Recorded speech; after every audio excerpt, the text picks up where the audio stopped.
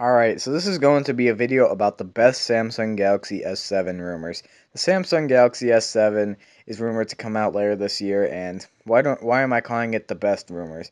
Well, these rumors I feel are the best ones that I've seen, and they're actually most likely to be true considering they've all stayed around for quite some time.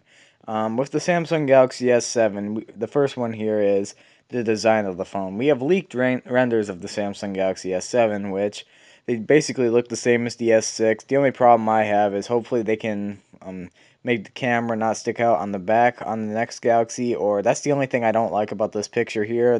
And these could all be fake, considering they are renders and rumors. So this is the one that's most likely to be true. People like the design of the Galaxy S6, so I doubt them changing it this time.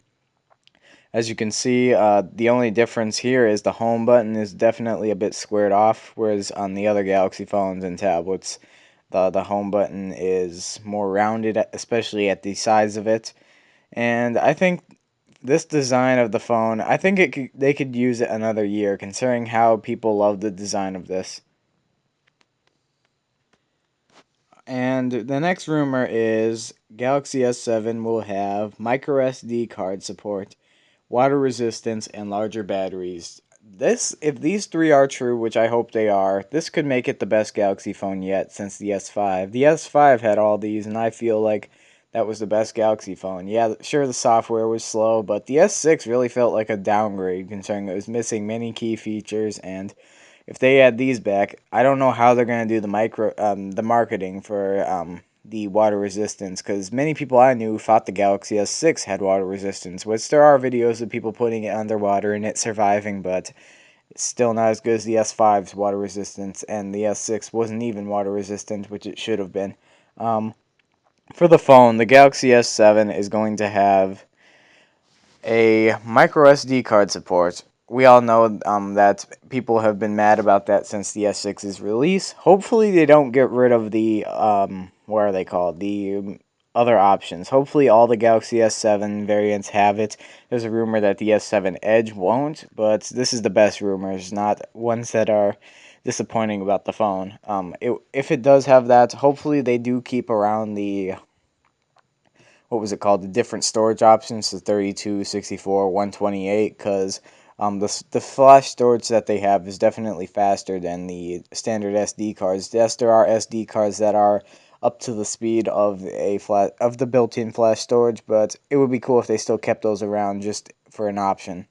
Another thing is here is the battery of the phone. The S6, everyone's been laughing at the batteries from its start, and it's rumored to have a 3,000 milliamp hour and a 36,000 milliamp hour for the S7 Edge, which the S7 Edge is rumored to have a 5.5-inch screen, whereas the normal one's having a 5.1-inch screen. I don't believe that the S7 Edge will have the 5.5-inch screen, mainly because that seems more of like a Note or a Plus phone, and if they go with a 5.5-inch screen, sure, LG does that and on their normal-sized phones, but that's basically what LG uses on-screen buttons, so their phones end up looking a lot smaller.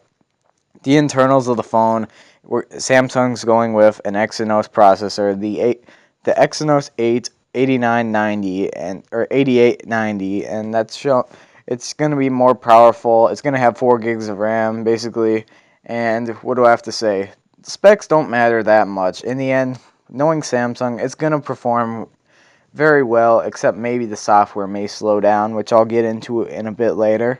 Next, for the camera, it's rumored to have just 12 megapixels, and it's down from the 16. I doubt this is going to be true because Samsung usually likes to talk about their cameras and how great they are, and more megapixels does not always mean better. The iPhone had 8 megapixels for the longest time, still outperformed many cameras, but I really think, considering how many people were disappointed with the S6 from downgraded specs on there, they should just keep it 16 or go up to 20 or wherever they feel next to go.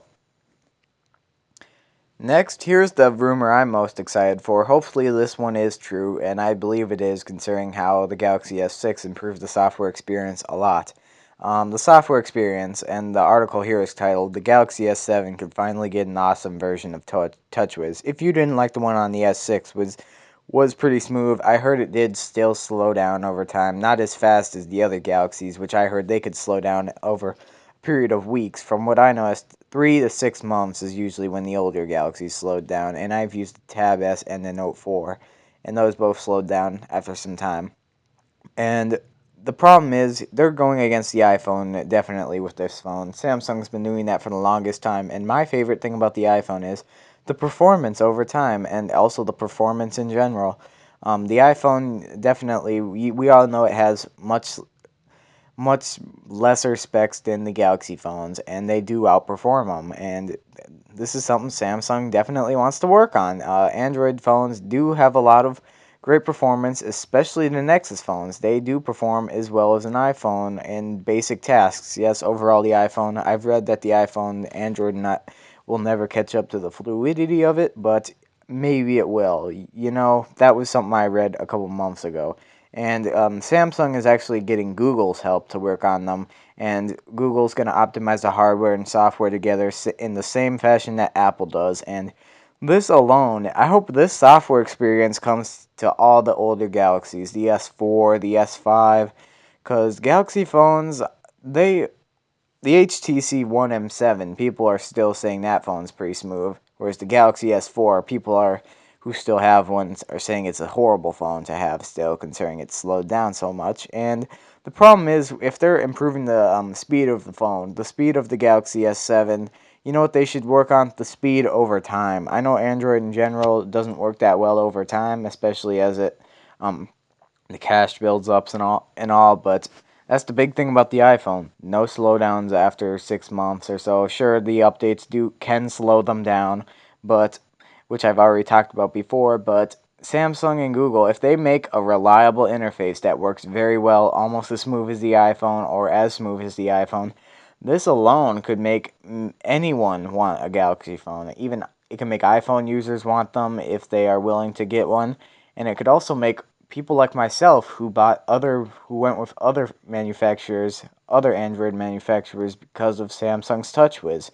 I really do think this could win many people over, and if Samsung, if you let people know that your phone is that smooth and not just fast, you've said fast and speed performance before, and it's turned out to be very fast, but lag, tons of lag, especially on the S5 and older. I gotta say, hopefully Google and Samsung work together on this, and definitely work with other manufacturers, maybe LG, to get their skin as smooth as a stock Android. And yeah, stock Android is very fast, and I'm using CyanogenMod on my tablet. Definitely very smooth skin compared to the TouchWiz it came with. And I gotta say, this is the one I'm looking forward to the most, and this is basically these are just the best rumors. I didn't focus on anything negative because obviously the title of the video. Hopefully, you enjoyed this video. What are you most looking forward to with the new Galaxy S7? These are the ones that I'm looking forward to the most. Hopefully you enjoyed this video. Please comment, like, subscribe. Hope you enjoyed this video, and I'll see you next time.